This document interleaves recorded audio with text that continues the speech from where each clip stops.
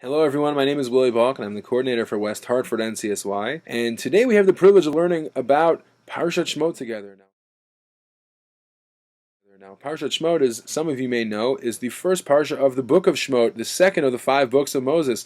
So we have an added bonus of learning an entirely new Sefer of the Torah together. So let's dive in. In Sefer Shemot, or Parshat Shemot as well, we find the Jewish people living in relative security and serenity and happiness in Egypt. They had all come down to Egypt, meeting back up with Yosef, the end of Sefer Bereshis, and so they're there living happily. They grow and they multiply into this mighty nation, and they're living fine, everything's great. And all of that comes to a screeching halt. We read early on about a new king coming to power who doesn't know of Yosef. The pasuk says, "Asher lo yada es Yosef." So you and I know who Yosef is. Yosef was the son of Yaakov, who was sold into slavery by his brothers, and he was imprisoned in Egypt.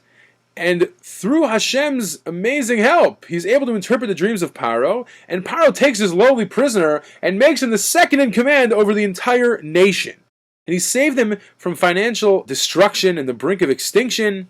And this new king doesn't know who Yosef is, all the amazing things that Yosef has done. So it's a great question, and we can talk about it at a later date, because it's not what I wanted to focus on today. In the aftermath of the Jewish people becoming a mighty nation and this king rising up and not knowing who Yosef was and all that Yosef had done, this king looks around and sees a threat of the Jewish people. They're all there. They're going to rebel and they're going to take over.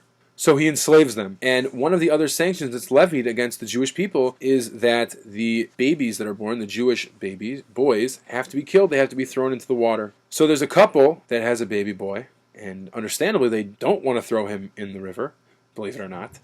And so they hide him for as long as they can. And they can no longer hide him anymore. He's getting bigger. And so what do? They put him in this basket on the bank of the river, and hopefully someone will find him and take care of him.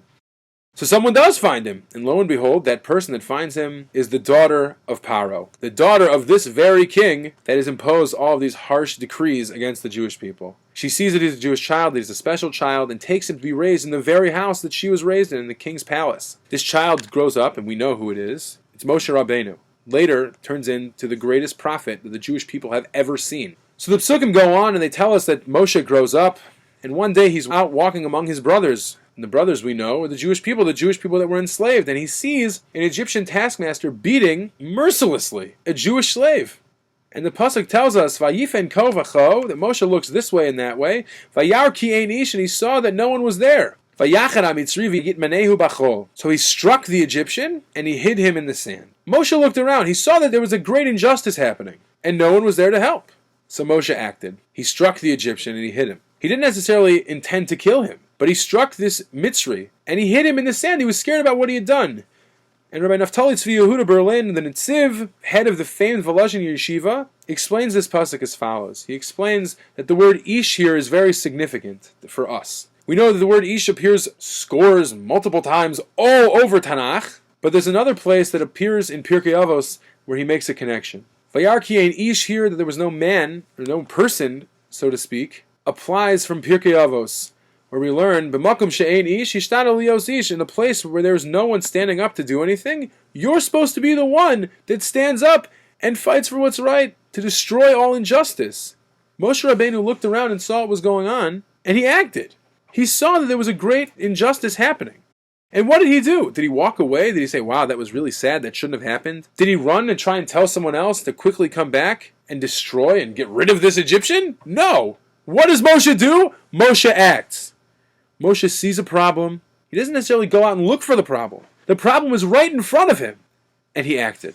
You may say he acted with great haste, but he acted. And ultimately, the Egyptian taskmaster stopped beating the Jew. And this is something that we can internalize and take into our everyday lives as well. There's all those signs on the subway in New York City, at least, I don't know about any other city, where it says, if you see something, say something. You see something, say something. How many times do we see something? Do we see something happening that shouldn't be happening? Someone bullied, someone doing the wrong thing, and we do nothing. We just understand, okay, well, this is fine. What can I do? I'm one person. Someone else will take care of it. How many times do we do that? And if you don't do that, you're amazing and you're a great person. But it happens from time to time. It doesn't have to be a massive injustice like Moshe Rabbeinu. So it can be a little small thing. We know that as a Jewish people, we're a Mamleches Kohanim and a Goy Kadosh. We are supposed to be holy. We have all these extra rules that are imposed upon us. We have to be role models. We don't have a choice to say, no, it's not for me. We have to live as Moshe Rabbeinu lived. When we see injustice, we have to stamp it out. We have to destroy it. We're not supposed to be living in a world of injustice. We're supposed to be living in a world of shalom. And as Jews, we have to increase that peace. We have to increase the serenity in the world. So when you go about your business, and you're walking around and you see something that maybe shouldn't be that way, do something about it. You don't have to do everything. We also know from Pirkei Avos, Lo alecha hamlecha ligmor, it's not your job to do every single thing that's required. But you're not allowed to just sit there and say, you know what? Doesn't apply to me. That's fine. I'll let someone else handle it. You're that someone else. You have to handle it. Or see to it that whatever needs to get done is done. Thank you very much. Have a wonderful Shabbos. And don't forget to subscribe.